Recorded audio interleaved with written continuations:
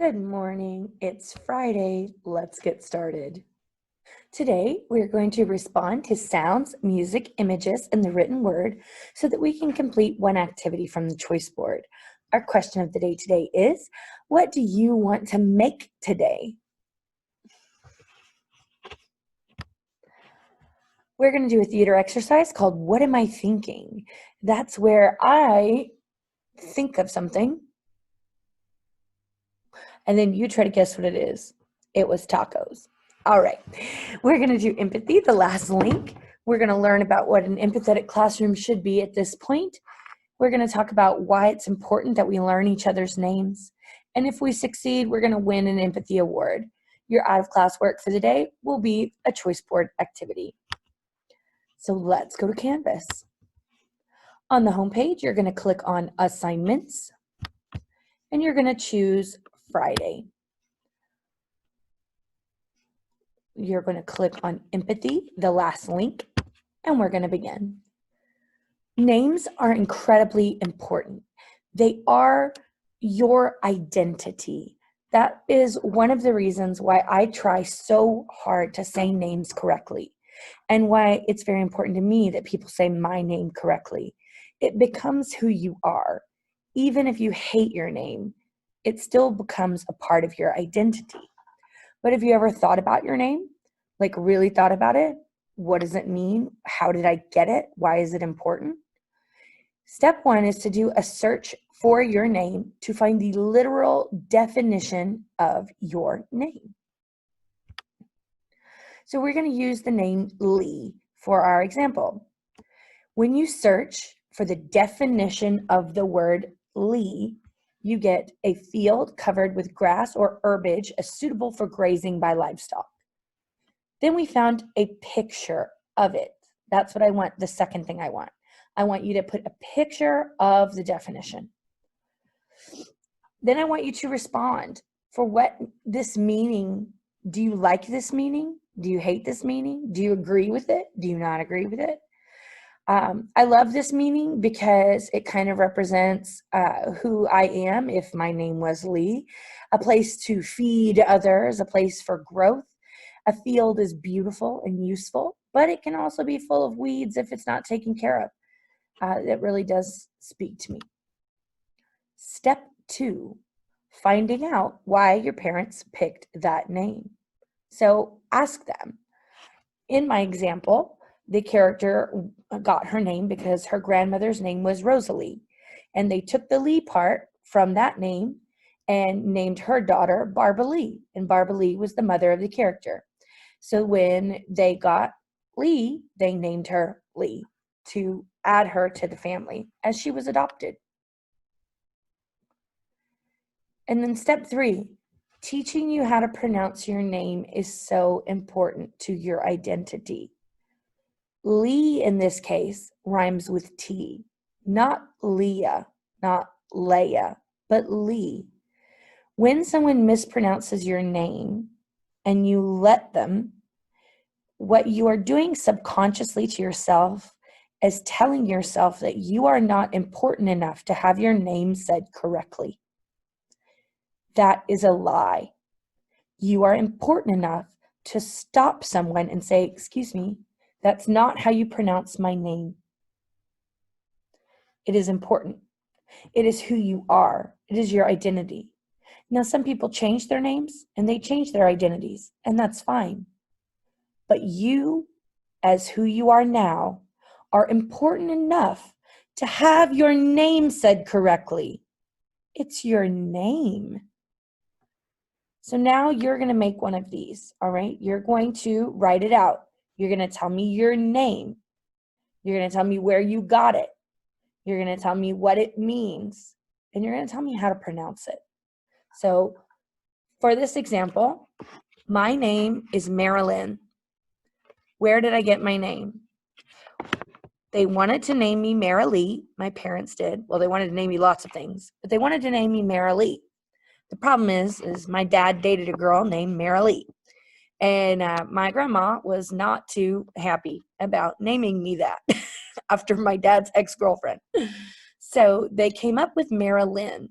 And then the spelling of it, which makes it a nightmare for people to pronounce, came from the fact that at the time, my mother liked to put dots on the apex of every letter on her Christmas cards. So she wrote out a bunch of different spellings for my name, and she put dots on them. And the one with the 2 R's and the 2 N's looked the prettiest. And I have made fun of her for that my entire life because no one knows how to say my name. And if it had simply been spelled differently, then everyone would know how to say my name. And when I was younger, it was a really big deal to me. And I would get very, very angry and very, very upset when people said it wrong. I'm better now. I don't do that as much anymore. But it is very important to me that people say it correctly and that people say your name correctly. That's where I got my name. So what does it mean? All right, well, Marilyn is a made-up name, so it doesn't have a meaning, but part of it does and the other part of it does. So Mary means bitter, which is partially true. And then Lynn has a meaning as well that I can't remember the exact definition right this second, but it was very positive. And it kind of made sense that half of my meaning was very negative and half of it was very positive because I've lived my life in a very kind of black and white way where I only see things as very negative or very positive. I'm better now. I've gotten help with that, but it very much made sense. So for me, and then how to pronounce it correctly. My name is Marilyn. Marilyn, not Marilyn or Mary Lynn. It's Marilyn. Pretend the I is an A and you're fine. It is very important to me that it's pronounced that way. And when people don't, even though I shouldn't, I do kind of judge them a little bit. Not on purpose. It's just kind of like a, yep, that's my name. Kind of like that. And I shouldn't do that. And that's bad. And it's taken me a long time to work on it and to get better about it. But for a long time, if they said my name wrong, I was like, excuse me, that is not how you say my name. Now I don't do that as often unless it's like really, really wrong. I will say that's not how you pronounce my name. This is how you pronounce my name. But it is very important to me that it is said correctly. So let's move on to this. I believe it's a discussion. It is. So it's a discussion question. And we're going to say, let's make our empathetic classroom. So we've connected as ourselves. We've connected as each other. We've connected as characters. So now we're going to bring our very best self into the classroom. All right. So this poster is full of affirmations that you can tell yourself. And one of them I do use quite a bit. You belong. You are enough as you are with 0 changes. You are enough for me. You are enough as you are. You are accepted and you are not alone. You are connected. And then this is another one. We are all just a smile, a hello, or a kind word, a nod of understanding away from creating a link with someone. So now what you're going to do in the comment is you're going to make a kind comment in the discussion about someone else in the class. And then you're going to respond to a comment. So let's see. Making a kind comment and then commenting on someone else's. So Cameron made a comment and Yuliani made a comment, and apparently everyone's making the same comment, which means they don't understand the assignment because they did it early. Guys, quit working ahead. I love that you want to work. I love it. I love that you're trying to get ahead. Please stop. Please stop. All right. Now, this is, oops, I opened it. This is just a bonus for you to talk about why remembering the names of other people not only help you as a human being, but that really it helps them. It will make you more important in your job. It will make you more likable and make you have more connections to people. So you can read this article about why remembering names is important and how it creates deeper relationships with people. And that will help you understand why knowing names is so important. Because when you go to school and it's like the third day and the teacher looks at you and they say your name, doesn't it make you feel like, oh, this teacher cares about me? They learned my name and they learned it quickly.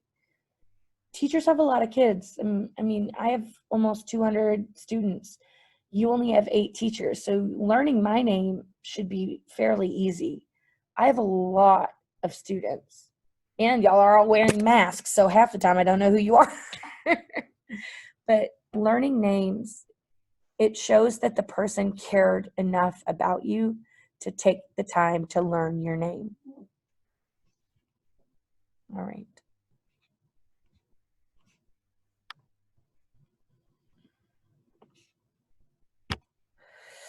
Well, we did it, guys. Here's your empathy award. You've created all 5 links. You are now a superior being. I'm so happy that y'all went on this journey with me. I really think that being empathetic is going to not only help you as people, but help you become better, deeper actors.